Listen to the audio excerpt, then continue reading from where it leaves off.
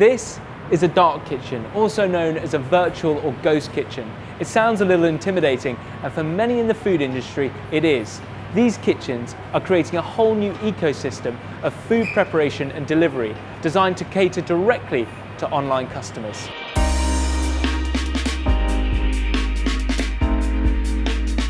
The global online food delivery market made more than $91 billion in 2018 and is projected to generate revenues of nearly $165 billion by 2024. The industry's meteoric rise has seen several large online delivery companies pop up. In the UK alone, Deliveroo, Uber Eats and Just Eat are battling for a piece of the multi-billion-dollar pie.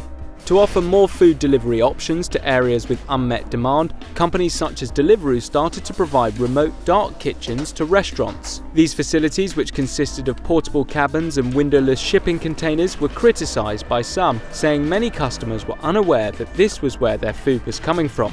Despite the negative response, dark kitchens are becoming increasingly popular, with Uber Eats recently opening its first kitchen in Paris. And for many companies, it's an industry that is offering new business opportunities. There are a variety of approaches that startup companies are taking to offer a delivery-only food service. Some are simply focused on setting up and hiring out kitchens in the right urban locations.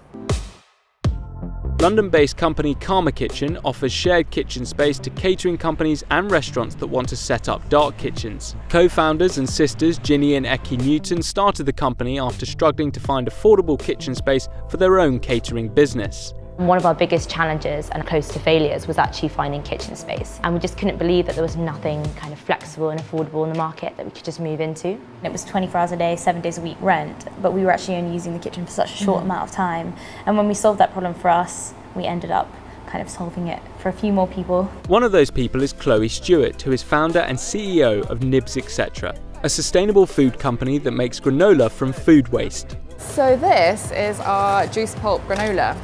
So it's made from fruit and vegetable pulp that normally gets thrown away. So it reduces waste and is super nutritious in the process. I know time is money in this business. So what do I need to do? Yeah, so basically, if you could wrap this. So how long have you been making your granola in Karma Kitchen? I've been here just over a year actually, and it was the perfect sort of next step after being at home, because I've never spent a lot of time in a commercial kitchen. So learning how people organise and keep track of ingredients and date things, it's something I wouldn't have gotten sort of being on my own. How's that? Perfect looking granola bag. Look at that. A pro.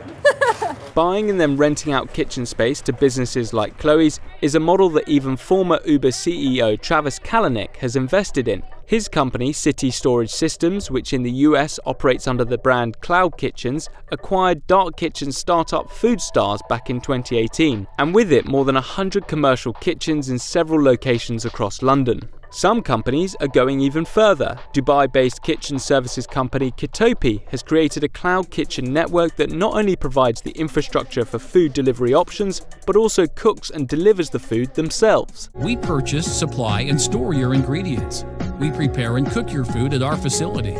This means restaurants will be providing food to customers that they've had no involvement in cooking and preparing, apart from the use of their name on the packaging. The dark kitchen market is expected to grow fast. In Europe last year, it was worth more than $250 billion.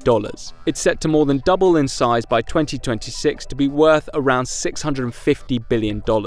Demand for cloud kitchens is being driven by the online food delivery industry. According to the Cloud Kitchens website, its commercial kitchens are optimized for delivery, and Karma Kitchen says between 30 to 40% of its space is occupied by delivery-only restaurants. Suhail Hasan is the founder and managing director of Tinseltown Group, a collection of brick-and-mortar and virtual delivery restaurants.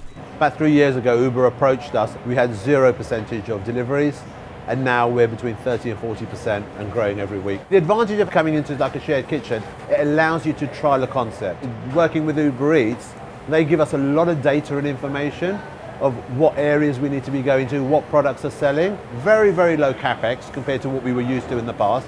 Running costs are significantly less, and we're able to trial a concept, and it gives us a very quick and efficient route to market. 2 kitchens down from Tinseltown is another restaurant that has seen the success of expanding their food delivery operation. He had this idea, and yeah, it was actually a great idea, because I think deliveries are the future. Ivo and Filippo are both from the Italian capital, Rome. They have one brick-and-mortar restaurant called Dente in central London. But following the increased demand for deliveries, they decided to hire a dark kitchen. Panna cotta, this is the panna cotta. It's a really good option. You're not locked into a contract. You pay monthly, and you don't have to risk the amount of capital that we had to risk initially, let's say, to set up the whole restaurant. Here you move in, you have everything ready, and it's just a matter of seeing whether the people in the area like what you're selling. It's not something that you usually order to get delivered. That was like our mentality, you know? And so even then we were not that sure how good the pasta would be in terms of deliveries, but it ended up being quite a successful part of the business. We cover a certain area now in Fitzrovia. We cover Mayfair, some part of the city, so we're constricted, let's say.